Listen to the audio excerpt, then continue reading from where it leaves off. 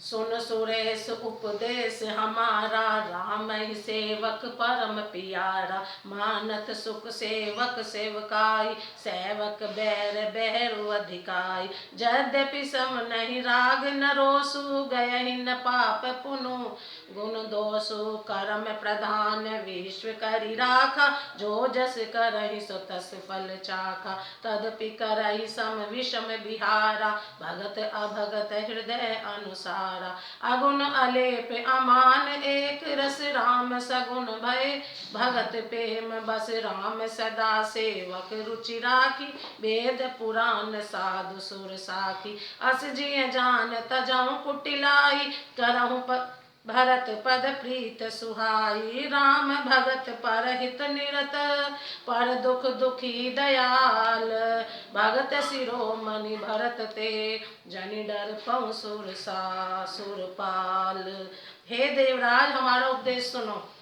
श्री राम जी को अपना सेवक परम प्रिय है। वे अपने सेवक की सेवा से सुख मानते हैं और सेवक के साथ वैर करने से बड़ा भारी वैर मानते हैं। यद्यपि वे सम हैं, उनमें न राग है न रोष है और न ही वे किसी का पाप पुण्य और गुण दोषी ग्रहण करते। उन्होंने विश्व में कर्म को ही प्रधान कर रखा है। जो जैसा करता है वह वैसा ही फल भोगता है। तथापि वे भक्त और अभक्त के हृदय के अनुसार सम और विषम व्यवहार करते हैं। भक्त को प्रेम से गले लगा लेते हैं और अभक्त को मारकर तार देते हैं। गुण रहित, निर्लेप, मान रहित और सदा एक रस भगवान श्री राम भक्त के प्रेमवश ही सगुण हुए हैं। श्री राम जी सदा अपने सेवकों भक्तों की रुचि देखते आए हैं। वेद पुराण साधु और देवता इसके साक्षी हैं।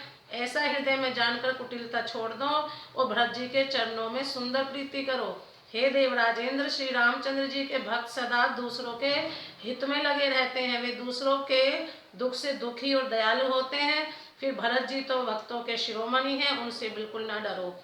सत्य सहन प्रभु सुर हितकारी, भरत राम आयस अनुसारी। स्वार्थ विवश विकल तुम हो, भरत दोष नहीं राउर मोह। सुनि सुर बर सुर गुर बरबानी, भा प्रमोद मन मिटी गलानी। बरसी प्रसोन हरसि सुर राउ, लगे सराहन भरत सुभाउ। एहि विधि भरत चले मग जाहि, दशा देख मुनि सिद्ध सिहाई। जब ही राम कहि लेहि उसासा, अनुगत प्रेम मनहु जहु पासा। रमहि बचन सुनि कुलिस पशाना, उर्जन प्रेम न जाई बखाना। बीच बास करि जमु नहीं आए, निरखि निर्लोचन जल छाए। रघुबर बरन बिलोकि बर, बारी समेत समाज। होत मगन बारिधि बिरह, चढ़े विवेक जहाज। प्रभु श्री रामचंद्र जी सत्य प्रतिज्ञा और देवताओं का हित करने वाले हैं और भरत जी श्री राम जी की आज्ञा के अनुसार चलने वाले हैं। तुम व्यर्थ ही स्वार्थ के विशेष वश होकर व्याकुल हो रहे हो। इसमें भरत जी का कोई दोष नहीं, तुम्हारा ही मोह है। देवगुरु बृहस्पति जी की श्रेष्ठ वाणी सुनकर इंद्र के मन में बड़ा आनंद हुआ और उनकी चिंता मिट गई। तब हर्षित होकर देवराज फूल बरसाकर भरत जी के स्वभाव की सराहना करने लगे। इस प्रकार भरत जी मार्ग में चले जा रहे हैं।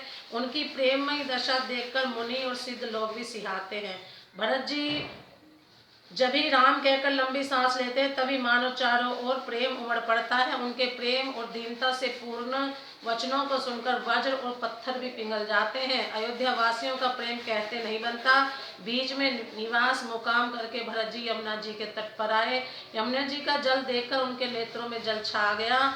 श्री रघुनाथ जी के श्याम रंग का सुंदर जल देखकर सारे समाज सहित भरत जी प्रेम विवल होकर श्री राम जी के विरह रूपी समुद्र में डूबते डूबते विवेक रूपी जहाज पर चढ़ गए। अर्थात यमुना जी का श्याम वर्ण जल देखकर सब लोग श्याम वर्ण भगवान के प्रेम में विवल हो गए और उन्हें ना पाकर विरह व्यथा से पीड़ित हो गए। तब भरत जी को यह ध्यान आया कि जल्दी चलकर उनके साक्षात दर्शन करेंगे। इस विवेक से वे फिर उत्साहित हो गए। प्रेम से बोलो जय श्री राम।